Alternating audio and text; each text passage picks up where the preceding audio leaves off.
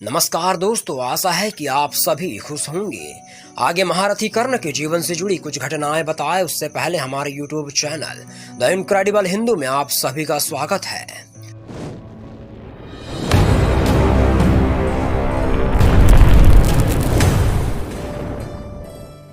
दोस्तों, आप जानते हैं कि कैसे पिछली वीडियो में हमने महारथी कर्ण के पिछले जन्म की कहानी से आपको रूबरू करवाया था और बताया था कि वे कौन सी स्थितियां थी जिनके चलते महारथी कर्ण का जन्म भगवान सूर्य के आशीर्वाद स्वरूप द्वापर युग में हुआ था। अगर आप सभी ने वह वीडियो नहीं देखा तो उसका लिंक आपको हम डिस्क्रिप्शन में दे देंगे। साथ ही आई बटन पर भी लिंक मिल जाएगा, जिस पर क्लिक कर आप अंगराज कर्ण के पिछले जन्म के रहस्य को जान सकते हैं।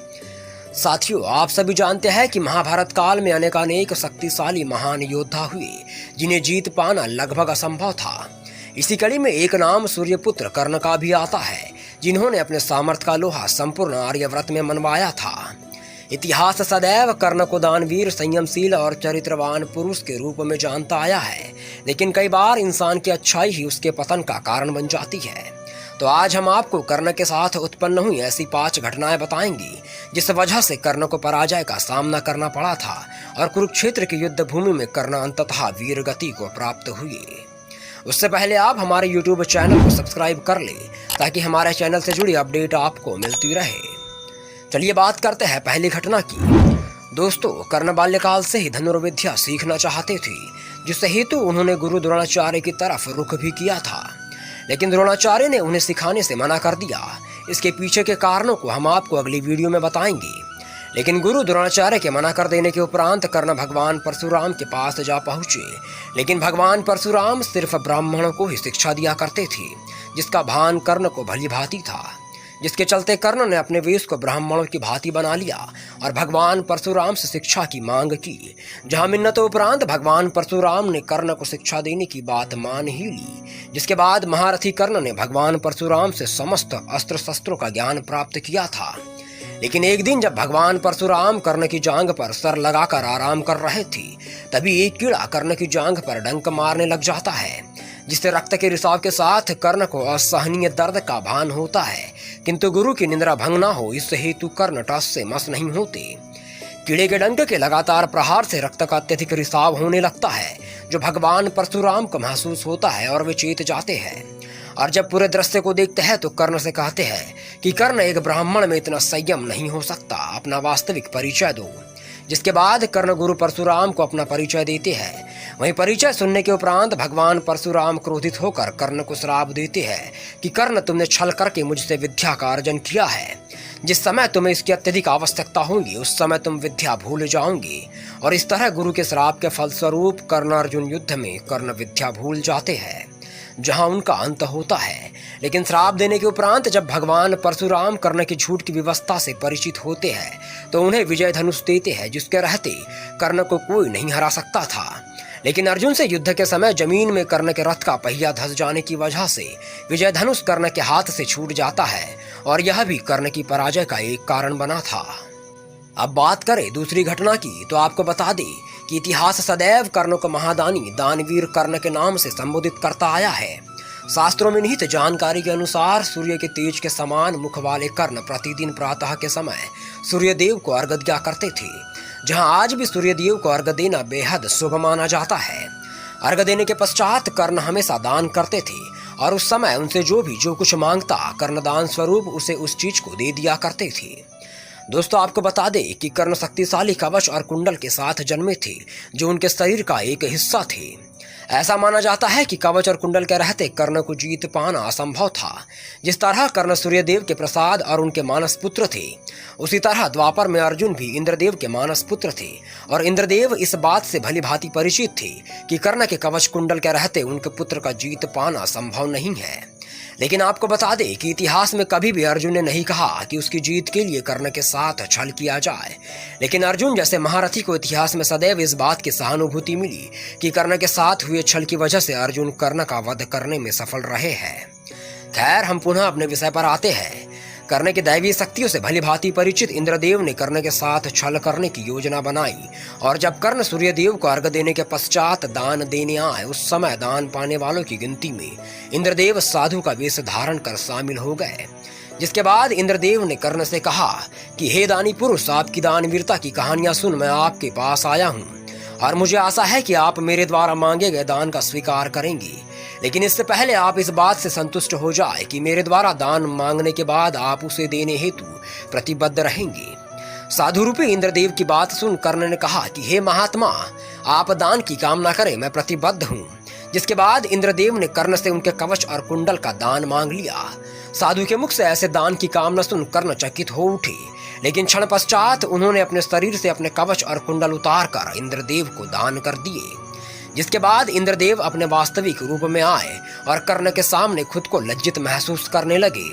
लेकिन जैसे ही इंद्रदेव ने स्वर्गलोक की तरफ रुख किया तो आकाशवाणी के साथ उनका रथ जमीन में धंस गया। जहां आकाशवाणी के अनुरूप इंद्रदेव से कहा गया कि इंद्र, आपने छल करके कर्ण से उसका कवच और कुंडल प्राप्त किया है।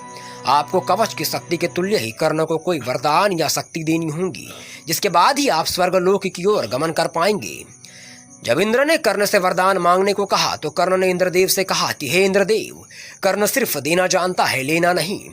लेकिन व्यवस्था के चलते इंद्रदेव ने कर्ण को अपनी अमोघ शक्ति दी और कहा कि कर्ण, जिस किसी पर भी तुम इसका प्रहार करोगे उसका अंत निश्चित ही होगा, फिर चाहे वह काल ही क्यों ना हो। लेकिन याद रहे, इसका उपयोग तुम सिर्फ एक बार ही कर सकते हो। तो इस तरह से कर्ण का कवच और कुंडल उनसे दूर किया गया, जो उनकी पराजय का कारण बना। वहीं बात करें तीसरी घटना की तो महाभारत युद्ध के चलते भगवान श्री कृष्ण जानते थे कि कर्ण के पास रखी अमोघ शक्ति को जल्द से जल्द खत्म करना होगा। इस हेतु उन्होंने पांडव श्रेष्ठ भीम के सामने प्रस्ताव रखा कि वे हिडिंबा और भीम से उत्पन्न पुत्र घटोत्कच का युद्ध हेतु आह्वान करे। जिसके बाद भीम के आह्वान पर घटोत्कच महाभारत युद्ध में हिस्सा लेते हैं, जिनके आते ही कौरव सेना में हाहाकार मच जाती है। वहीं मायावी शक्ति के धनी और शारीरिक बल के दम पर घटोत्कच महाभारत युद्ध में अविश्वसनीय पराक्रम का प्रदर्शन करते हैं, जिसके चलते कौरव सेना चिंतित हो उठती है। जहां घटोत्कच के अंत का कोई और मार्ग ना दिखते हुए महारथी कर्ण इंद्रदेव द्वारा दी गई शक्ति का उपयोग घटोत्कच पर कर देते हैं, जिससे संभवतः घटोत्कच महाभारत युद्ध में वीर गति को प्राप्त होते हैं। लेकिन इस तरह कर्ण के पास रखी सबसे शक्तिशाली शक्ति का अंत हो जाता है, जो उन्होंने युद्ध में अर्जुन के ऊपर प्रयोग करने हेतु रखी थी। इस तरह कर्ण के पास रखी अमोघ शक्ति का खात्मा कर्ण की पराजय का कारण बनता है। बात करें चौथी घटना की तो हम सभी जानते हैं कि देवी कुंती को दुर्वासा ऋषि द्वारा दिए गए वरदान के स्वरूप सूर्यदेव से उन्हें कर्ण की प्राप्ति हुई थी। लेकिन अट्टहास में कुंती ने दुर्वासा ऋषि द्वारा दिए गए वरदान की महिमा देखने के लिए विवाह से पूर्व ही सूर्यदेव का आह्वान कर पुत्र की कामना की थी, जिसके चलते भगवान सूर्य ने कुंती को कवच कुंडल से सुशोभित पुत्र का वरदान दिया था, जहाँ कुंती को पुत्र के रूप में कर्ण की प्राप्ति हुई थी। लेकिन विवाह से पूर्व बालक के जन्म के चलते लोक लज्जा के डर से कुंती ने कर्ण का त्याग कर दिया और उन्हें नदी में बहा दिया था, जिसके बाद कर्ण का पालन पोषण अधिरथ और मां राधा ने किया था। इसी वजह से कर्ण स्वयं को राधे शब्द से संबोधित करते थे। महाभारत युद्ध के दौरान जब कुंती को कर्ण की शक्तियों का भान था, उन्होंने कर्ण के पास जाकर उनके जन्म के रहस्य से पर्दा उठा दिया और कहा कि कर्ण, क्या तुम अपने भाइयों का वध करोगे? तब कर्ण ने माता कुंती को प्रणाम करते हुए कहा कि माता, आप मेरी जननी है, लेकिन मुझे धर्मशास्त्र सिखाते हैं कि मित्र से कभी छल नहीं करना चाहिए, और अगर मैं पांडवों से युद्ध नहीं करता तो यह मित्रता पर कलंक होगा। लेकिन मेरी माता होने के नाते मैं आपको वचन देता हूँ कि मैं सिर्फ अर्जुन के साथ ही युद्ध करूंगा और किसी भी स्थिति में आपके 5 पुत्र जीवित रहेंगे। इस तरह कर्ण द्वारा दिया गया वचन उनके पराजय का कारण बना। वहीं और भी ऐसी घटनाएं हैं जिसमें अनेकों श्राप और कर्ण की विशेषता के चलते उन्हें पराजय का सामना करना पड़ा था। भले ही कर्ण ने महाभारत के युद्ध में अधर्म का साथ दिया, लेकिन भगवान कृष्ण और सुदामा की मित्रता के बाद समूचे इतिहास में कर्ण और दुर्योधन की मित्रता के किस्से सुनाए जाते हैं। दोस्तों, जिस तरह हर सिक्के के 2 पहलू होते हैं, उसी तरह हमारे महारथी कर्ण ने भी दुर्योधन की मित्रता को महत्वता देकर मित्र धर्म की नींव रखी थी। इस तरह महारथी कर्ण के साथ हुई घटनाओं ने उनकी पराजय का मार्ग प्रशस्त किया था, जहां आज हम इस बात को जान सकते हैं कि हम कितने भी शक्तिशाली या समर्थवान क्यों ना हो, हमें हमेशा ही धर्म का पालन करते हुए अपने भविष्य का निर्माण करना चाहिए और सदैव स्थिति के अनुरूप निर्णयों को साध्य करना चाहिए। अन्यथा एक समय पश्चात योग्यताओं से सुशोभित होते हुए भी हमें कर्ण की भांति पराजय का सामना करना पड़ेगा। उम्मीद करते हैं कि आपको हमारे द्वारा दी गई जानकारी पसंद आई होगी। फिर मुलाकात करेंगे ऐसे ही एक दिलचस्प वृतांत के साथ। तब तक हमारे YouTube चैनल के साथ बने रहिए और लाइक कर सब्सक्राइब करना ना भूलिए। धन्यवाद।